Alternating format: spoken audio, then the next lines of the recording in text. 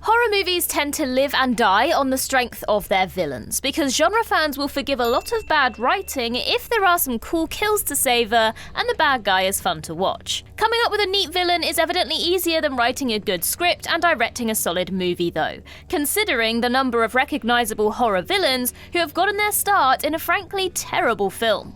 And that's absolutely the case with these horror villains. I'm Ellie for What Culture, and let's take a look at these awesome horror villains introduced in terrible movies.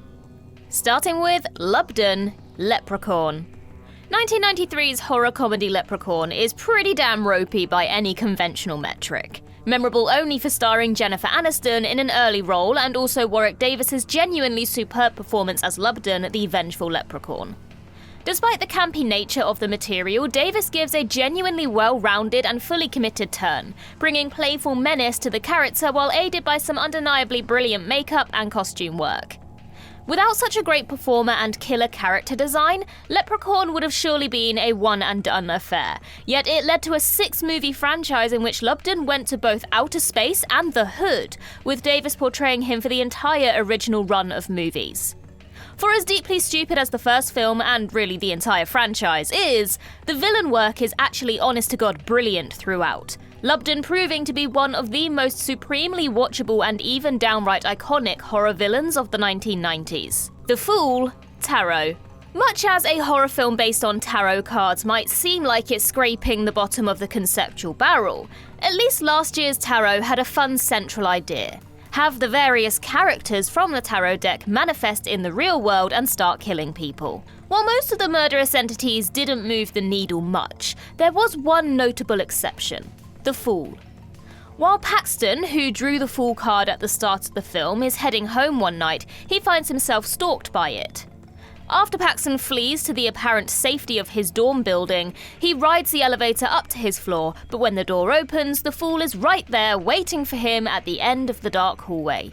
Paxton then watches in fear as the Fool contorts its way along the hall towards him, cackling and whistling before its face changes in rapid succession numerous times, and then it finally appears to kill the poor lad. Even accepting that Paxton is actually revealed to have survived at film's end, placing a stale cherry on top of this generally wretched PG-13 horror, The Fool at least was genuinely chilling for a hot minute. From its legitimately brilliant masks and costume to its eerie playfulness and the skin-crawling physical performance from Felix Leach, The Fool deserved a much, much better movie. Tarot performed well enough at the box office that a sequel could happen, and if it does, here's hoping it gives The Fool stronger material. Three Finger, Wrong Turn. Three Finger is the ultimate antagonist of the Wrong Turn franchise, being the only member of the mutant cannibal gang to have appeared in all 6 movies in the original franchise.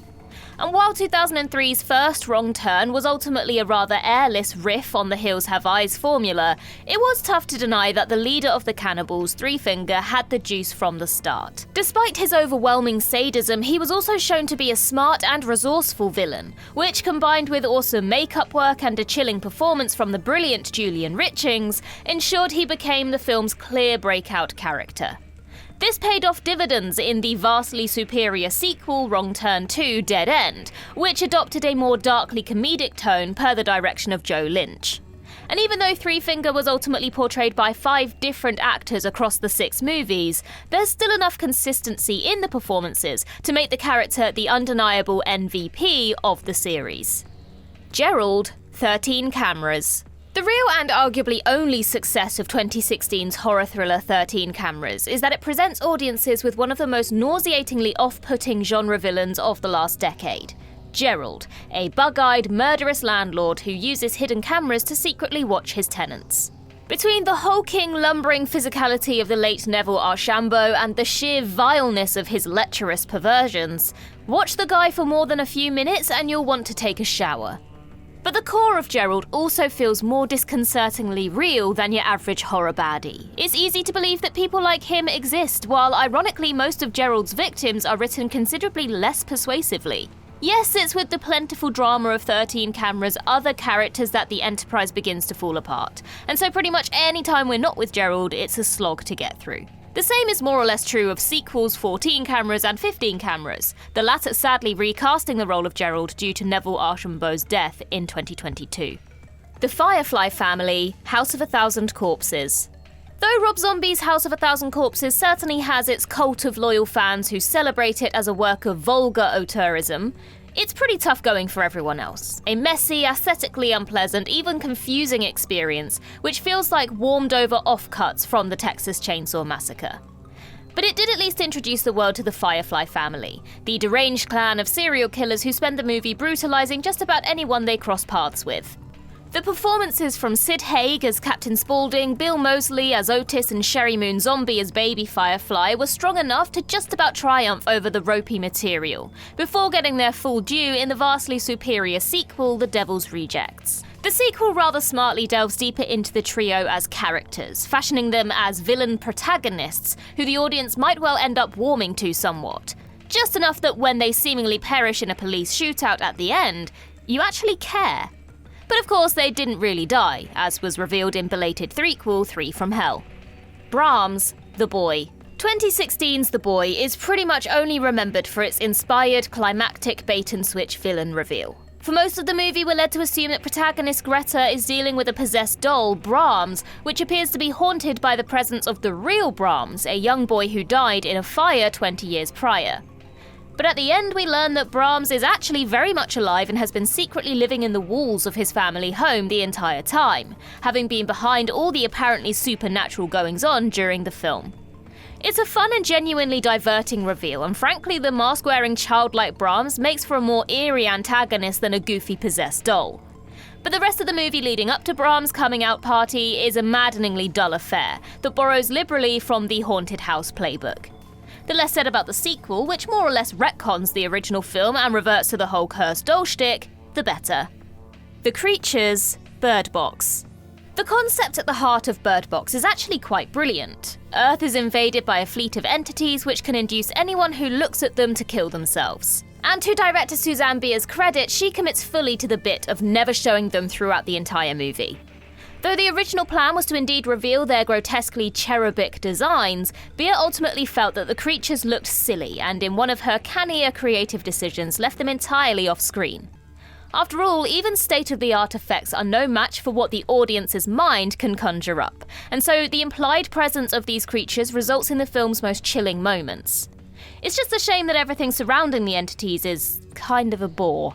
A top-drawer cast is squandered on a thoroughly generic romp that can't sustain tension or even basic interest across its overlong 124-minute runtime.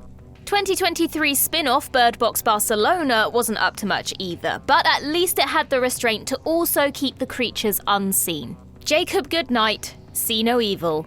It was pretty much a galaxy brain move to take the big red machine himself, WWE superstar Kane, and make him the antagonist of his own horror movie, See No Evil.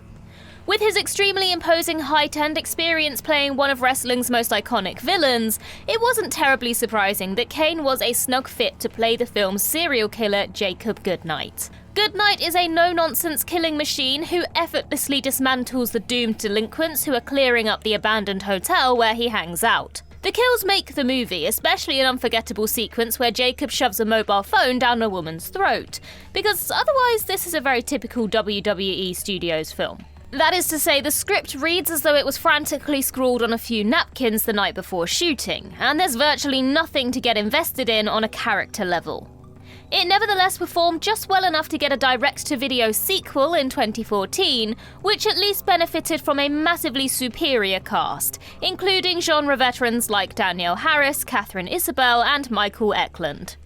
Baba Yaga, Hellboy. The risible third Hellboy movie at least did one thing right. It finally introduced the fan-favourite supervillain from the Hellboy comics, Baba Yaga. Baba Yaga is a one-eyed Russian witch who lost her eye in a previous encounter with Hellboy, and the pair briefly cross paths again when Hellboy seeks out the sorceress Nimue. While Baba Yaga isn't the film's main villain, she makes far more of an impression than Nimue or honestly any other character in the movie. She's the one aspect of Hellboy 2019 that works without reservation. The magnificent makeup effects are entirely worthy of Guillermo del Toro's 2 prior films, and the performances from Troy James and voice actress Emma Tate to bring Baba Yaga to life are terrific. Otherwise, this take on Hellboy was a mostly forgettable reboot that lacked the stylish panache and personality of the Del Toro films, nor dared do anything intriguingly fresh with the formula. Between this and the commercial failure of last year's second reboot, Hellboy the Crooked Man, it sadly seems unlikely we'll see a new Hellboy movie anytime soon, meaning we're probably not getting another glimpse of Baba Yaga in the near future either. Jeremy Melton, Valentine. In another kinder reality, it would have been easy to picture 2001's post-Scream slasher Valentine becoming a sure genre mainstay, with a new entry releasing every Valentine's Day until the box office receipts dried up. After all, the basic elemental nature of its villain is pretty sick. A serial killer who dresses up in a creepy-ass Cupid mask and, per their taste for the theatrical, even dispatches one of their victims with a bow and arrow. This is otherwise a bog-standard slasher with a few diverting kills and not much else to speak of, ensuring even charitable horror fans mostly didn't show up to watch it. Had things been a little different though, Cupid, aka Jeremy Melton, could have become one of the first genuine horror icons of the 2000s. As such, Valentine is basically begging to get the reboot treatment. La Llorona, The Curse of La Llorona.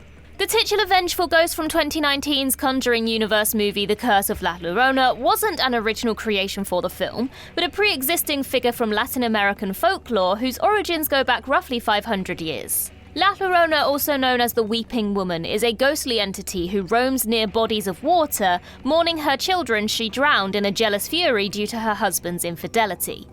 Anyone who happens to hear her crying will suffer either misfortune or death.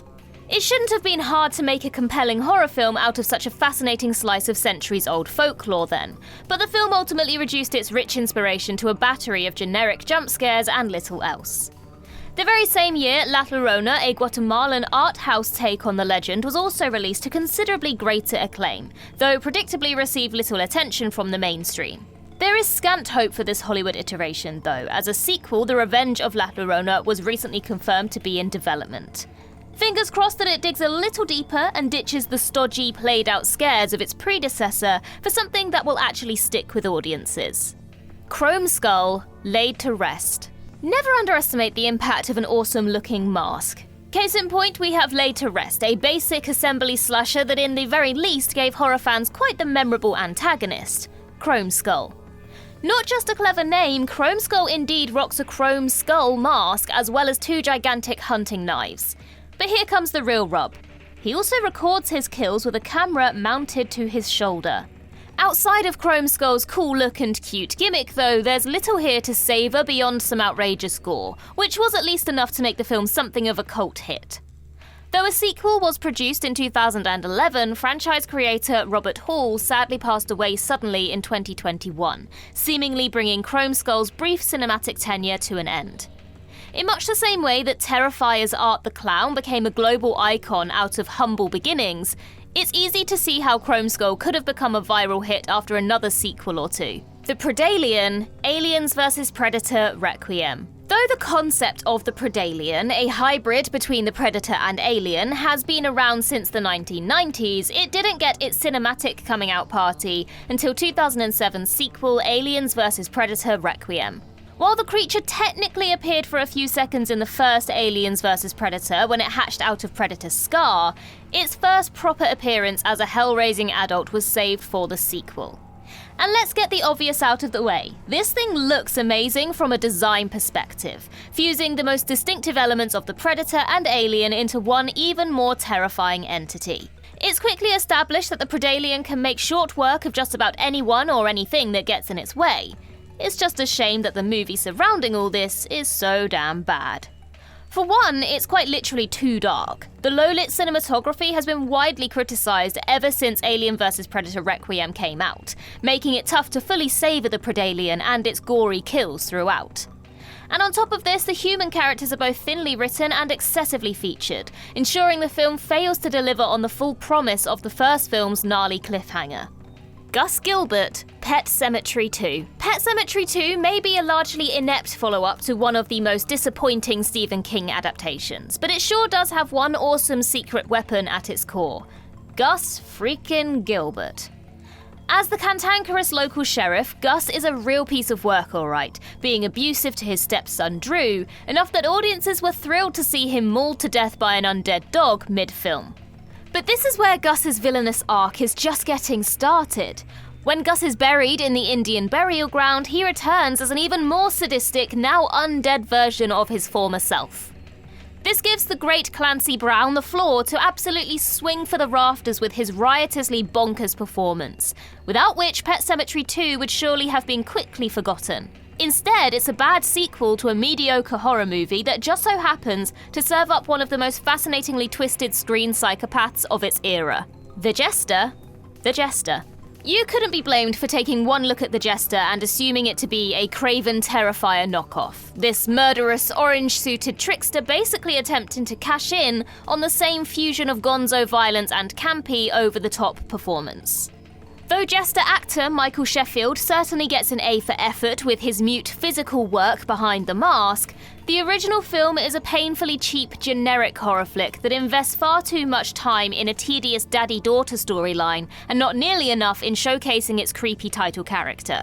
Thankfully, the recently released The Jester 2 remedied this somewhat with its beefed-up budget, which allowed a far greater focus on the Jester's over-the-top methods of murder, confirming him to be a sick agent of chaos. His mask also received quite the upgrade this time around, which combined with a surprisingly worthwhile dive into his backstory actually suggested that the Jester could be a new horror villain to go the distance. Chauncey, imaginary. Name a more iconic duo than Blumhouse and squandering neat concepts for horror movies. And one of the studio's more recent failures is Imaginary, whose antagonist is a demonic entity, Chauncey, which pretends to be an imaginary friend to children via the form of a cute teddy bear.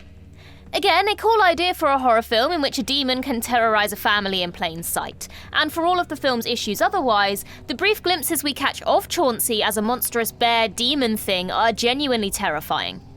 It looks metal as hell, but Imaginary is ultimately hamstrung by a script that's just too damn keen to waltz through the generic supernatural horror beats, while a PG-13 rating means we're not even able to savor the basic thrill of Chauncey ripping people apart with its giant jaws.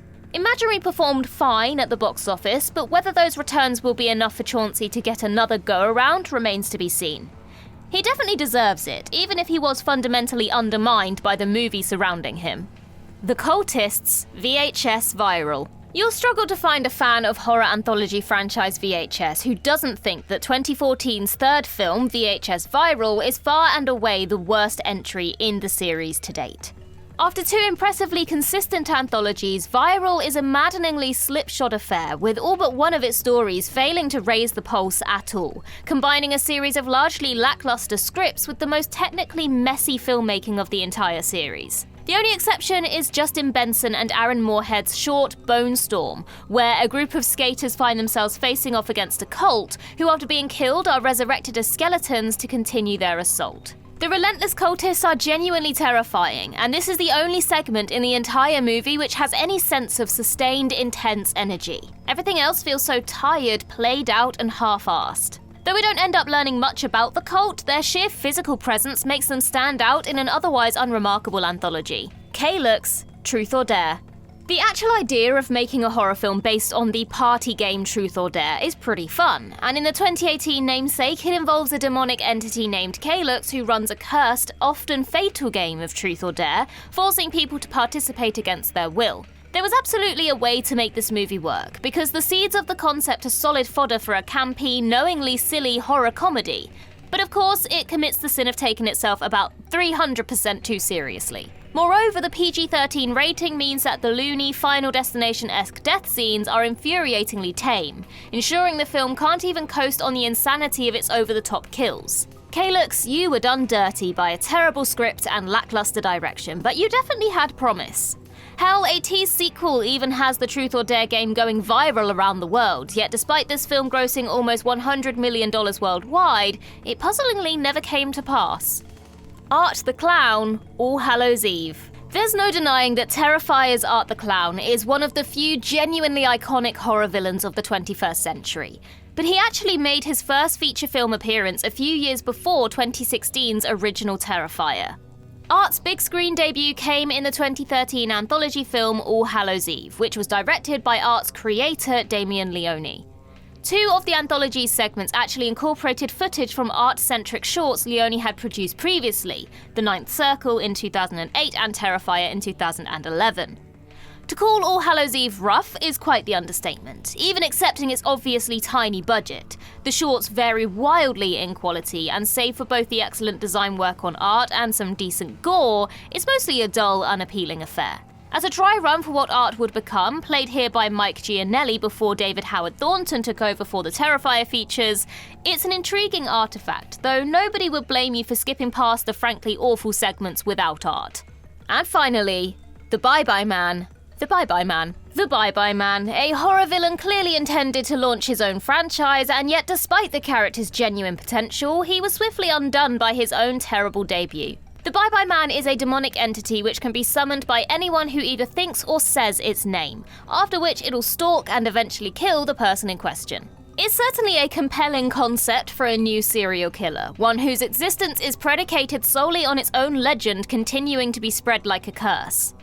But as neat an idea as that is, and as creepily as the character is portrayed on screen by the great Doug Jones, the film ultimately ends up feeling like a brain-dead hybrid of It Follows, A Nightmare on Elm Street, and Candyman. With airless direction and a laughable script, any sense of atmosphere the Bye-Bye Man himself musters on screen is swiftly undone by, well, pretty much everything else. A sequel with a different filmmaking team could have perhaps improved things, but the film performed mildly enough at the box office that a follow-up never materialized.